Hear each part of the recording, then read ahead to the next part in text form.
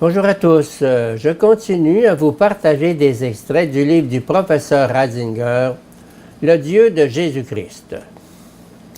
Essayons donc de comprendre un peu mieux ce credo fondamental que Paul a conservé. Il est mort, selon les Écritures, pour nos péchés. L'affirmation « selon les Écritures » insère l'événement dans le contexte de l'histoire de l'alliance vétérotestamentaire de Dieu avec son peuple. C'était une mort pour nos péchés. Objectivement, la mort de Jésus est ainsi soustraite à la lignée de la mort maudite qui découle de l'arbre de la connaissance, de la prétention à se faire l'égal de Dieu.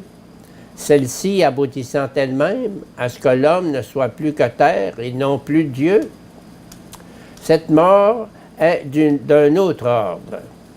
Elle n'est pas l'accomplissement du jugement qui rejette l'homme vers la terre, mais l'accomplissement d'un amour qui ne veut pas laisser les autres sans une parole, sans un sens, sans une éternité. Elle n'est pas inscrite dans une sentence de jugement à la sortie du paradis, mais dans les chants du serviteur de Dieu. C'est une mort qui naît de cette parole, donc une mort qui devient lumière pour les peuples. Une mort en lien avec la liturgie d'expiation qui doit apporter la réconciliation, donc une mort qui marque la fin de la mort.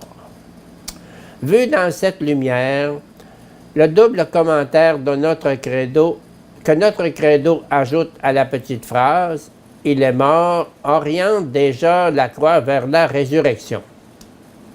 Puis une petite phrase dure « Il fut mis au tombeau ». Elle veut dire que Jésus a subi le destin de la mort vraiment jusqu'à la fin, qu'il a été déposé dans la fosse de la mort, qu'il est descendu dans le monde des morts, aux enfers.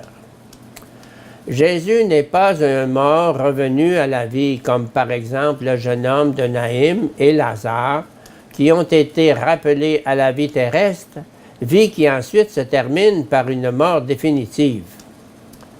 Les évangélistes disent « Il est apparu ». Nous devrions peut-être dire plus exactement « Il se laisse voir ». Jésus, après la résurrection, appartient à un domaine de la réalité qui normalement échappe à nos sens. Ce n'est qu'ainsi qu'on peut expliquer l'impossibilité de reconnaître Jésus dont parlent unanimement les évangélistes.